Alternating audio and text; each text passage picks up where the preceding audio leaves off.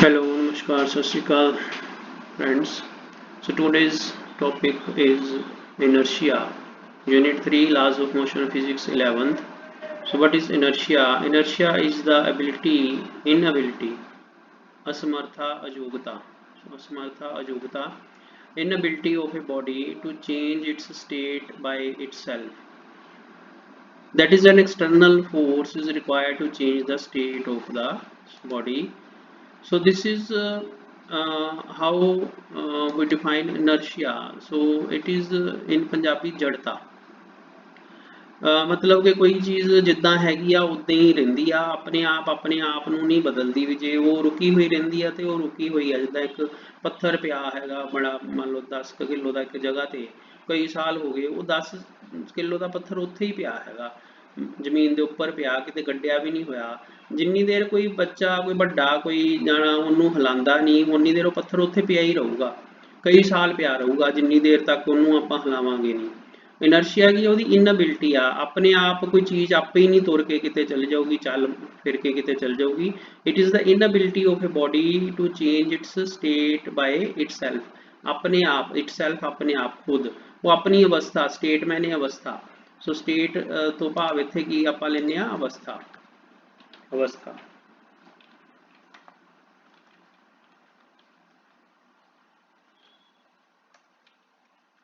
अवस्था। सो state means अवस्था। सो कोई भी वस्तु, बॉडी, पिंड, ऑब्जैक्ट, बॉडी, ਉਹਦੇ 'ਚ ਇਨबिलिटी ਆ, ਅਸਮਰਥਾ ਆ, ਅਯੋਗਤਾ ਆ, ਉਹ ਆਪਣੇ ਉਹਦੇ 'ਚ ਉਹ ਏਬਲ ਨਹੀਂ ਹੈਗੀ, ਉਹ ਇੱਦਾਂ ਨਹੀਂ ਕਰ ਸਕਦੀ। ਉਹ ਆਪਣੇ ਆਪ, ਇਟਸੈਲਫ ਆਪਣੇ ਆਪ, ਖੁਦ ਹੀ ਉਹ ਆਪਣੀ ਅਵਸਥਾ ਨੂੰ ਨਹੀਂ ਬਦਲ ਸਕਦੀ। ਹੁਣ ਅਵਸਥਾ ਦਾ ਕੀ ਭਾਵ ਆ ਕਿ ਉਹ ਜੇ ਰੈਸਟ ਤੇ ਆ, ਵਿਸ਼ਰਾਮ ਅਵਸਥਾ ਵਿੱਚ ਆ, ਤੇ ਉਹ ਆਪਣੀ ਜਿਹੜੀ ਵਿਸ਼ਰਾਮ ਅਵਸਥਾ ਉਹਨੂੰ ਨਹੀਂ ਬਦਲ ਸਕਦੀ। ਜੇ ਉਹ ਮੋਸ਼ਨ ਵਿੱਚ ਆ, ਗਤੀ ਕਰਦੀ ਪਈ ਆ, ਤਾਂ ਵੀ ਉਹ ਆਪਣੀ ਅਵਸਥਾ ਨੂੰ ਨਹੀਂ ਬਦਲ ਸਕਦੀ। ਉਹ ਆਪਣਾ ਮੋੜ ਆਪਣੇ ਆਪ ਨਹੀਂ ਕੱਢ ਸਕਦੀ, ਆਪਣੀ ਦਿਸ਼ਾ ਆਪਣੇ ਆਪ ਨਹੀਂ ਬਦਲ ਸਕਦੀ।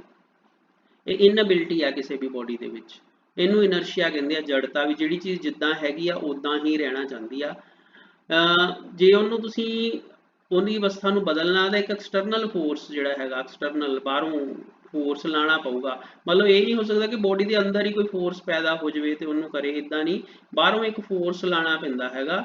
ਉਹ ਵਾਲੇ ਫੋਰਸ ਦੀ ਵਜ੍ਹਾ ਕਰਕੇ ਉਹ ਬੋਡੀ ਜਿਹੜੀ ਹੈਗੀ ਆ, ਉਹ ਉਹਦੇ ਅੰਦਰ ਜਿਹੜੀਆਂ ਆ ਚੇਂਜਸ, ਉਹਦੀਆਂ ਅਵਸਥਾਵਾਂ ਦੇ ਵਿੱਚ ਪਰਿਵਰਤਨ ਜਿਹੜੇ ਆਪਾਂ ਲਿਆ ਸਕਦੇ ਹਾਂ, ਬਾਹਰੋਂ ਫੋਰਸ, ਬਾਹਰੋਂ ਬਲ ਲਾ ਕੇ। ਸੋ ਰਿਕੁਆਇਰਡ ਮੈਨੇ ਚਾਹੀਦਾ ਹੈ। ਸੋ ਐਕਸਟਰਨਲ ਫੋਰਸ, ਬਾਹਰਲਾ ਫੋਰਸ ਮਤਲਬ ਬਲ, ਰਿਕੁਆਇਰਡ ਮੈਨੇ ਚਾਹੀਦਾ ਹੈ, ਚੇਂਜ ਮੈਨੇ ਪਰਿਵਰਤਨ ਕਰਨਾ, ਸਟੇਟ ਮੈਨੇ ਅਵਸਥਾ। ਸੋ ਕਿਸੇ ਵਸਤੂ ਦੀ ਅਵਸਥਾ ਨੂੰ ਬਦਲਣ ਦੇ ਲਈ ਬਾਹਰੋਂ ਸਾਨੂੰ ਇੱਕ ਬਲ ਲਾਣਾ ਪਊਗਾ, ਤਾਂ ਕਿ ਉਹਦੀ ਜਿਹੜੀ ਅਵਸਥਾ ਆ, ਜਿਹੜੀ ਉਹਦੀ ਜੜਤਾ ਦੀ ਸਥਿਤੀ ਆ, ਉਹਦੇ ਵਿੱਚ ਬਦਲਾਵ ਲਿਆਂਦਾ ਜਾ ਸਕੇ। So this is what is inertia in simple words. This is the inherent property of every body. ਇਹ ਹਰ ਇੱਕ ਦੇ ਅੰਦਰ ਇਹ ਗੁਣ ਹੁੰਦਾ, ਹਰ ਵਸਤੂ ਦੇ। ਇੱਥੇ ਆਪਾਂ ਨਿਰਜੀਵ ਵਸਤੂਆਂ ਦੀ ਗੱਲ ਕਰਦੇ ਪਏ ਹਾਂ, ਨਿਰਜੀਵ ਵਸਤੂਆਂ ਜਿਨ੍ਹਾਂ 'ਚ ਜਾਨ ਨਹੀਂ ਹੁੰਦੀ, ਪੱਥਰ, ਲੋਹਾ, ਲੱਕੜ, ਜਿਨ੍ਹਾਂ ਵਿੱਚ ਜਾਨ ਨਹੀਂ ਹੈਗੀ, ਅਸੀਂ ਉਹਨਾਂ ਚੀਜ਼ਾਂ ਦੀ ਗੱਲ ਕਰਦੇ ਪਏ ਹਾਂ। ਜੇ ਆਪਾਂ ਕਹੀਏ ਕਿ ਬੰਦਾ ਬੈਠਾ ਆ ਤੇ ਉਹ ਆਪੇ ਚੱਲ ਪਿਆ, ਜਾਨਵਰ, ਕੁੱਤਾ ਬੈਠਾ ਸੀ ਉਹ ਚੱਲ ਪਿਆ, ਉਹਨਾਂ ਦੀ ਗੱਲ ਨਹੀਂ ਕਰਦੇ ਪਏ। ਅਸੀਂ ਨਿਰਜੀਵ ਵਸਤੂਆਂ ਦੀ ਇੱਥੇ ਗੱਲ ਕਰਦੇ ਪਏ ਹਾਂ। ਸੋ ਇਹ ਇਨਹੇਰੈਂਟ ਪ੍ਰੋਪਰਟੀ ਹੈ ਕਿਸੇ ਵੀ ਵਸਤੂ ਦੇ ਵਿੱਚ, ਕਿ ਉਹ ਆਪਣੀ ਸਥਿਤੀ ਨੂੰ ਨਹੀਂ ਬਦਲਦੇ ਜਦੋਂ ਤੱਕ ਕਿ ਬਾਹਰੋਂ ਜਿਹੜਾ ਬਲ ਨਹੀਂ ਲਗਾਇਆ ਜਾਂਦਾ, ਬਾਹਰੋਂ ਫੋਰਸ ਨਹੀਂ ਲਗਾਇਆ ਜਾਂਦਾ। ਸੋ ਇਹ ਜਿਹੜੀ ਇਨਰਸ਼ੀਆ ਜਿਹੜੀ ਹੈਗੀ ਆ, ਇਨਰਸ਼ੀਆ ਨੂੰ ਹੀ ਹੁਣ ਆਪਾਂ ਪੜ੍ਹ ਲੈਂਦੇ ਹਾਂ। ਇਨਰਸ਼ੀਆ ਕਿਉਂਕਿ ਸਟੇਟ ਦੇ ਨਾਲ ਸੰਬੰਧ ਰੱਖਦਾ, ਤੇ ਸਟੇਟ ਦੇ ਬਾਰੇ ਆਪਾਂ ਉੱਤੇ ਗੱਲ ਕਰ ਚੁੱਕੇ ਹਾਂ। ਸਟੇਟਸ ਕਿਹੜੀਆਂ ਹੁੰਦੀਆਂ ਸੀ? ਸਟੇਟ ਆਫ ਰੈਸਟ ਹੁੰਦੀ ਸੀ, ਸਟੇਟ ਆਫ ਮੋਸ਼ਨ, ਤੇ ਸਟੇਟ ਜਿਹੜੀ ਹੈਗੀ ਆ ਡਾਇਰੈਕਸ਼ਨ ਜਿਹੜੀ ਆ। ਤਿੰਨ ਗੱਲਾਂ ਆਪਾਂ ਬਦਲ ਸਕਦੇ ਸੀਗੇ। ਸੋ ਤਿੰਨ ਹੀ ਗੱਲਾਂ ਜਿਹੜੀਆਂ ਹੈਗੀਆਂ ਆ, ਉਹਨਾਂ ਨੂੰ ਬਦਲਣ ਲਈ ਬਲ ਦੀ ਲੋੜ ਹੈ। ਸੋ ਇਸ ਕਰਕੇ ਇਨਰਸ਼ੀਆ ਆਫ ਰੈਸਟ ਹੁੰਦਾ ਵਾ, ਇਨਰਸ਼ੀਆ ਆਫ ਮੋਸ਼ਨ ਹੁੰਦਾ ਵਾ, ਇਨਰਸ਼ੀਆ ਆਫ ਡਾਇਰੈਕਸ਼ਨ ਹੁੰਦਾ। ਸੋ ਤਿੰਨ ਤਰ੍ਹਾਂ ਦਾ ਜਿਹੜਾ ਇਨਰਸ਼ੀਆ ਹੈਗਾ ਉਹ ਹੁੰਦਾ ਆਪਣੇ ਕੋਲ। So we have 3 types of inertia. So ਵਿਸ਼ਰਾਮ ਦੀ ਜੜਤਾ, ਵਿਸ਼ਰਾਮ ਅਵਸਥਾ ਦੀ ਜੜਤਾ। So we have, so now we have inertia of rest, inertia of motion, and inertia of direction, inertia of direction। ਸੋ ਇਹ ਤਿੰਨ ਤਰੀਕੇ ਨਾਲ ਉਹਦਾ ਜਿਹੜਾ ਇਨਰਸ਼ੀਆ ਹੋ ਸਕਦਾ ਕਿ ਵਸਤੂ ਜਿਹੜੀ ਵਿਰਾਮ ਅਵਸਥਾ 'ਚ ਆ, ਤੇ ਉਹ ਆਪਣੀ ਜਿਹੜੀ ਵਿਰਾਮ ਅਵਸਥਾ ਉਹਨੂੰ ਨਹੀਂ ਬਦਲਣਾ ਚਾਹੁੰਦੀ। ਕੋਈ ਵਸਤੂ ਜਿਹੜੀ ਹੈਗੀ ਆ ਉਹ ਗਤੀਜ ਅਵਸਥਾ ਵਿੱਚ ਆ ਤੇ ਉਹ ਆਪਣੀ ਗਤੀ ਦੀ ਅਵਸਥਾ ਨੂੰ ਨਹੀਂ ਬਦਲਣਾ ਚਾਹੁੰਦੀ। ਕੋਈ ਵਸਤੂ ਸਟ੍ਰੇਟ ਸਿੱਧੀ ਸਰਲ ਰੇਖਾ ਵਿੱਚ ਜਾ ਰਹੀ, ਉਹ ਆਪਣੀ ਦਿਸ਼ਾ ਨਹੀਂ ਬਦਲਣਾ ਚਾਹੁੰਦੀ। ਸੋ ਇਸ ਤਰ੍ਹਾਂ ਇਹ inertia of rest, inertia of motion, inertia of direction ਆ। ਹੁਣ ਇਹਨਾਂ ਦੀਆਂ ਕੁਝ ਐਗਜ਼ਾਮਪਲਸ ਦੇ ਬਾਰੇ ਆਪਾਂ ਗੱਲ ਕਰਦੇ ਹਾਂ। Let us talk about some examples related to these. So when a body is running, for example a horse is running, then it suddenly stops. What happens to the person who is sitting on the horse? He will feel a jerk when the horse, or say when a bus, you are sitting in a bus or a car and they are moving at a speed say 60 kilometers per hour or more, or say 40 even. So if suddenly they apply brakes, what will happen to you? So your head will you can say collide with the front something, if there is some bar etc in a bus. So your whole body will move forward. The bus will stop, the horse will stop, and the car will stop by applying brakes, but your upper body, which is not in contact with the horse, with the bus or with the car, your whole upper body which is in the air, that will move forward, means your body tends to remain in the motion. ਸੋ ਤੁਹਾਡੀ ਜਦੋਂ ਤੁਸੀਂ ਬੱਸ ਵਿੱਚ ਘੋੜੇ ਤੇ ਜਾਂ ਕਾਰ ਦੇ ਵਿੱਚ ਬੈਠੇ ਹੋ ਤੇ ਚੱਲ ਰਹੇ ਆ, ਬੜੀ ਤੇਜ਼ ਜਾ ਰਹੇ ਹੈਗੇ ਆ, ਇੱਕਦਮ ਬ੍ਰੇਕ ਲਾ ਦਿੱਤੀ ਜਾਵੇ, ਘੋੜਾ ਇੱਕਦਮ ਰੁਕ ਜਾਵੇ, ਤਾਂ ਤੁਹਾਡਾ ਉੱਪਰਲਾ ਸਰੀਰ ਜਿਹੜਾ ਹਵਾ ਦੇ ਵਿੱਚ ਸੀਗਾ, ਜਿਹੜੀਆਂ ਲੱਤਾਂ ਤੱਕ ਜਿਹੜਾ ਕਮਰ ਤੋਂ ਥੱਲੇ ਵਾਲਾ ਸਾਰਾ ਸਰੀਰ ਆ, ਲਗਭਗ ਪੈਰ ਵੀ ਉਹਦੇ ਨਾਲ ਜੁੜੇ ਹੁੰਦੇ ਆ। ਜੇ ਘੋੜਾ ਸਹੀ ਢੰਗ ਨਾਲ ਹੈਗਾ ਤਾਂ ਤੁਹਾਡੇ ਪੈਰ ਉੱਥੇ ਵਿੱਚ ਫਸੇ ਹੋਣਗੇ ਤੇ ਤੁਸੀਂ ਵੀ ਬੈਠੇ ਹੋਏ ਹੋ ਪ੍ਰੋਪਰ, ਤੇ ਉੱਪਰ ਜਿਹੜਾ ਕਮਰ ਤੋਂ ਲੈ ਕੇ ਸਿਰ ਤੱਕ ਵਾਲਾ ਸਾਰਾ ਸਰੀਰ ਆ, ਉਹਨੂੰ ਜ਼ੋਰ ਦੀ ਅੱਗੇ ਵੱਲ ਨੂੰ ਝਟਕਾ ਲੱਗਦਾ ਜੇ ਇੱਕਦਮ ਚੀਜ਼ ਰੁਕ ਜਾਂਦੀ ਆ। ਇਹਦਾ ਮਤਲਬ ਵਸਤੂ ਕੀ ਸੀ? ਮੋਸ਼ਨ ਵਿੱਚ। ਆਪਾਂ ਕਾਹਦੇ ਸੀ? ਮੋਸ਼ਨ ਵਿੱਚ। ਤੇ ਇੱਕਦਮ ਮੋਸ਼ਨ ਖਤਮ ਹੋ ਗਈ, ਪਰ ਸਾਡੀ ਜਿਹੜੀ ਅਵਸਥਾ ਆ ਉਹ ਮੋਸ਼ਨ 'ਚ ਹੀ ਰਹਿਣਾ ਪਸੰਦ ਕੀਤਾ ਆਪਾਂ। ਸੋ ਸਾਡੀ ਬੋਡੀ ਨੇ ਇਨਰਸ਼ੀਆ ਆਫ ਮੋਸ਼ਨ ਦੀ ਵਜ੍ਹਾ ਕਰਕੇ ਅੱਗੇ ਵੱਲ ਨੂੰ ਝਟਕਾ ਲੱਗਾ। ਇਹੀ ਵਾਲੀ ਗੱਲ ਇਨਰਸ਼ੀਆ ਆਫ ਰੈਸਟ ਦੇ ਲਈ ਹੈਗੀ ਆ, inertia of rest. So inertia of rest ਵਿੱਚ ਕੀ ਆ ਕਿ ਤੁਸੀਂ ਇੱਕ ਬੱਸ ਵਿੱਚ, ਇੱਕ ਸਕੂਟਰ ਤੇ, ਇੱਕ ਘੋੜੇ ਤੇ ਬੈਠੇ ਹੋ ਆਰਾਮ ਨਾਲ, ਹਲੇ ਚੱਲਿਆ ਨਹੀਂ, ਸਡਨਲੀ ਉਹਨੂੰ ਚਲਾਤਾ, ਇੱਕਦਮ ਝਟਕਾ ਦਿੱਤਾ, ਰੇਸ ਦੇਤੀ ਇੱਕਦਮ ਹੀ, ਤਾਂ ਤੁਹਾਨੂੰ ਇੱਕਦਮ ਪਿੱਛੇ ਵੱਲ ਨੂੰ ਝਟਕਾ ਲੱਗੂਗਾ। You will feel A backward force, ਤੁਹਾਨੂੰ ਪਿਛਾਂਹ ਵੱਲ ਨੂੰ ਝਟਕਾ ਲੱਗੂਗਾ। ਸੋ ਇਨਰਸ਼ੀਆ ਆਫ ਰੈਸਟ, ਤੁਸੀਂ ਆਰਾਮ ਦੇ ਬੈਠੇ ਸੀ, ਤੁਹਾਨੂੰ ਇੱਕਦਮ ਪਿੱਛੇ ਵੱਲ ਨੂੰ ਝਟਕਾ ਲੱਗਾ। ਇੱਦਾਂ ਹੀ then you have inertia of direction. So that you can see when they are sharpening the scissors or some knives. ਸੋ ਜਦੋਂ ਤੁਸੀਂ ਚਾਕੂ ਨੂੰ ਜਾਂ ਕੈਂਚੀ ਨੂੰ ਤਿੱਖਾ ਕਰਾਉਣ ਲਈ ਬੰਦੇ ਕੋਲ ਜਾਂਦੇ ਹੋ, ਤਾਂ ਉਹ ਜਿਹੜੀ ਇੱਕ ਘੁੰਮਦੀ ਹੋਈ ਉਹਨਾਂ ਕੋਲ ਇੱਕ ਹੁੰਦੀ ਆ ਚੀਜ਼, ਜਿਹਦੇ ਉੱਪਰ ਉਹ ਰੱਖ ਕੇ ਚਾਕੂ ਜਾਂ ਛੁਰੀ ਨੂੰ ਤਿੱਖਾ ਕਰਦੇ ਆ, ਤੇ ਉਹਦੀ ਜਿਹੜੀ ਚੰਗਿਆੜੇ ਨਿਕਲਦੇ, ਉਹ ਚੰਗਿਆੜੇ ਸੇਧ ਵਿੱਚ ਜਾਂਦੇ ਆ, ਉਹਦੇ ਨਾਲ ਗੋਲ ਗੋਲ ਨਹੀਂ ਘੁੰਮਦੇ। ਇਹਦਾ ਮਤਲਬ ਡਾਇਰੈਕਸ਼ਨ ਨਹੀਂ ਚੇਂਜ ਹੁੰਦੀ। ਡਾਇਰੈਕਸ਼ਨ ਬੇਸ਼ੱਕ ਉਹ ਗੋਲ ਘੁੰਮ ਰਹੀ ਹੁੰਦੀ ਆ, ਘਿਰਨੀ ਜਿਹੀ ਇੱਕ, ਜਿਹਦੇ ਨਾਲ ਚਾਕੂ ਛੁਰੀ ਨੂੰ ਤਿੱਖਾ ਕੀਤਾ ਜਾਂਦਾ ਹੈਗਾ। ਸੋ ਫਾਈਲ ਹੁੰਦੀ ਆ ਬੇਸਿਕਲੀ ਉਹ ਇੱਕ ਰੇਤੀ, ਜਿਹਨੂੰ ਅਸੀਂ ਪੰਜਾਬੀ 'ਚ ਕਹਿ ਲੈਂਦੇ ਹਾਂ। ਸੋ ਰਗੜਨ ਵਾਲਾ ਇੱਕ ਜਿਹੜਾ ਔਜ਼ਾਰਾਂ ਨੂੰ ਤਿੱਖਾ ਕਰਨ ਲਈ ਸੰਦ ਹੁੰਦਾ ਉਹਨਾਂ ਦੇ ਕੋਲ। ਸੋ ਉਹ ਜਿਹੜੀ ਇਨਰਸ਼ੀਆ ਆਫ ਡਾਇਰੈਕਸ਼ਨ, ਉੱਥੇ ਆਪਾਂ ਦੇਖਦੇ ਕਿ ਚੰਗਿਆੜੇ ਸੇਧ ਵਿੱਚ ਜਾਂਦੇ ਆ, ਨਾ ਕਿ ਉਹਦੇ ਨਾਲ ਗੋਲ ਗੋਲ ਘੁੰਮਦੇ ਆ, ਆਪਣੇ ਆਪ ਮੋੜ ਨਹੀਂ ਕੱਟਦੇ ਉਹ। ਇੱਦਾਂ ਹੀ ਸਾਈਕਲ ਦੇ ਪਹੀਏ ਪਿੱਛੇ ਜਦੋਂ ਚਿੱਕੜ ਲੱਗ ਜਾਂਦਾ, mud, so when you are driving a cycle and if by chance you move in some, so there is rain and you move in some muddy road, then there is mud on the tires of the cycle. So then you can also see that the mud which flies off, it will fly tangentially. So it will not move with the tire, but it will fly off tangentially. So ਉਹਦੀ ਸਪਰਸ਼ ਕਰਦੀ ਹੋਈ ਸਪਰਸ਼ ਰੇਖਾ ਦੇ ਨਾਲ ਉਹ ਬਾਹਰ ਨਿਕਲ ਜਾਂਦਾ ਹੈਗਾ। ਸੋ ਜਿੱਦਾਂ ਹੁਣ ਆਹ ਮੰਨ ਲਓ ਆਹ ਤੁਹਾਡਾ ਸਰਕਲ ਹੈਗਾ, ਸੋ ਇਹਦੇ ਵਿੱਚ ਜਦੋਂ ਇਧਰੋਂ ਦੀ ਸਟਰੀਟ ਲਾਈਨ ਇੱਧਰ ਨੂੰ ਸਿੱਧਾ ਸਟਰੀਟ ਇੱਧਰ ਨੂੰ ਛਿੱਟੇ ਪੈਂਦੇ ਆ, ਉਹਦੇ ਜਿਹੜਾ ਚਿੱਕੜ ਹੁੰਦਾ ਉਹ ਇੱਧਰ ਨੂੰ ਸਿੱਧੀ ਰੇਖਾ ਦੇ ਵਿੱਚ ਜਿਹੜੇ ਛਿੱਟੇ ਪੈਂਦੇ ਆ, ਨਾ ਕਿ ਉਹ ਗੋਲ ਗੋਲ ਘੁੰਮਦਾ ਹੈਗਾ। ਸੋ ਉਹਨੂੰ ਆਪਾਂ ਟੈਂਜੈਂਟ ਕਹਿੰਦੇ ਆ, ਸਪਰਸ਼ ਰੇਖਾ ਕਹਿੰਦੇ ਆ। ਸੋ ਸਪਰਸ਼ ਰੇਖਾ ਜਿਹੜੀ ਹੈਗੀ ਆ, ਸੋ ਜਦੋਂ ਇੱਥੇ ਟਾਇਰ ਘੁੰਮਦਾ ਹੈਗਾ ਤੇ ਆਹ ਮੰਨ ਲਓ ਸਪਰਸ਼ ਰੇਖਾ ਹੈਗੀ ਆ, ਤੇ ਸਪਰਸ਼ ਰੇਖਾ ਦੇ ਨਾਲ ਜਿਹੜੇ ਹੈਗੇ ਆ ਟੱਚ ਕਰਦੇ ਹੋਏ ਛਿੱਟੇ ਜਿਹੜੇ ਇੱਧਰ ਨੂੰ ਇਸ ਸੇਧ ਵਿੱਚ ਜਾਂਦੇ ਆ, ਨਾ ਕਿ ਉਹ ਗੋਲ ਗੋਲ ਘੁੰਮਦੇ ਆ। इदां ही जदों तुसीं चाकू छुरीਆਂ ਨੂੰ ਤਿੱਖਾ ਕਰਦੇ ਹੋ ਤਾਂ ਚਾਕੂ ਛੁਰੀ ਤਿੱਖਾ ਕਰਨ ਲੱਗੇ ਮੰਨ ਲਓ ਇੱਥੇ ਚਾਕੂ ਛੁਰੀ ਰੱਖ ਕੇ ਤੁਸੀਂ ਉਹਨੂੰ ਤਿੱਖਾ ਕਰਦੇ ਹੋ ਤਾਂ ਉਹਦੇ ਜਿਹੜੇ ਚੰਗਿਆੜੇ ਜੇ ਅੱਗ ਜੀ ਨਿਕਲਦੀ ਆ ਸੋ ਦੈਟ ਵਿਲ ਗੋ ਜੇ ਇੱਥੇ ਮੰਨ ਲਓ ਆ ਇਸ ਜਗ੍ਹਾ ਤੇ ਉਹਨੂੰ ਟੱਚ ਕਰ ਰਹੇ ਹੋ ਸਰਕਲ ਦੇ ਨਾਲ ਤਾਂ ਚੰਗਿਆੜੀਆਂ ਸਿਹਤ ਵਿੱਚ ਇੱਧਰ ਨੂੰ ਜਾਣਗੀਆਂ ਨਾ ਕਿ ਇਹਦੇ ਨਾਲ ਗੋਲ ਗੋਲ ਘੁੰਮਣਗੀਆਂ so this is how you have this inertia of direction. So inertia of direction means the bodies will tend to remain in the same state in which they are after even after applying the force. So एकदम suddenly वो चीज़ जेड़ी हैगी within zero time if you say time is zero. So let us understand this concept. So if time is equal to zero मतलब time बीतन ही नहीं देता ਆਪਾਂ time होया ही नहीं मतलब जिन्ने बजे उन्ने बजे टाइम बीतिया ही नहीं there is no change in time so change in time so there is no change in time so change this time zero means there is change this is not time this is actually change in time change in time t is equal to 0 is delta t basically so you must write delta it is a symbol I have written delta so you must write the symbol actually a triangle in the so this is delta t is change in time so change in time is 0 so delta t is the change in time so if I find here I will put the delta here I think I had the delta here somewhere I used it yeah okay so this delta so this is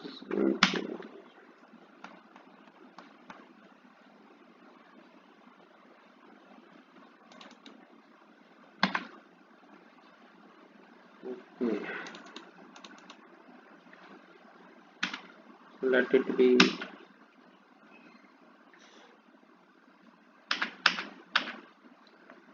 so let it be delta so I have not found it so it is taking time actually symbol circle so this is delta so delta t is equal to 0 so change in time delta t is 0 means there is no change in time so if there is no change in time and you are applying brakes and you suppose can you imagine that your scooter your bike your car will stop when there is no change in time even if you stop your car it will take some time the wheels stop rotating circling but the car or the cycle or the scooter or the bike they will skid they will simply skid you must have seen the black lines broad lines on the roads when there is when some people have applied harder brakes so when they apply very hard brakes then the bus or the cycle or the scooter etc they simply skid ਉਹ ਜਦੋਂ ਉੱਤੇ ਫਿਸਲਦੇ ਆ ਫਿਰ ਉਹ ਘੁੰਮਣਾ ਬੰਦ ਕਰ ਦਿੰਦੇ ਆ ਚੱਕੇ ਸਿਰਫ ਫਿਸਲਦੇ ਆ ਉਹ ਜਦੋਂ ਉੱਥੇ ਫਿਸਲਦੇ ਹੈਗੇ ਆ ਉਹਦੇ ਨਾਲ ਫਿਸਲਣ ਦੇ ਨਾਲ ਜ਼ਮੀਨ ਤੇ ਕਾਲੀਆਂ ਲਕੀਰਾਂ ਵੱਜਦੀਆਂ ਮਤਲਬ ਚੱਕੇ ਨੇ ਘੁੰਮਣਾ ਬੰਦ ਕਰਤਾ